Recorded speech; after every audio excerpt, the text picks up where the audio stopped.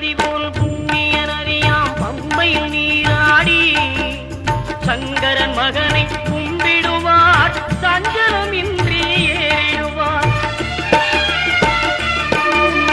நீலிமலை ஏற்றம் சிவபாலனும் ஏற்றிடுவார். காலமெல்லாம் நமக்கே அருள்காவலனாயிருப்பார். தேகபலம் தா பாதபலம் தா தேகபலம் தா பாதபலம் தா தேகபலம் தா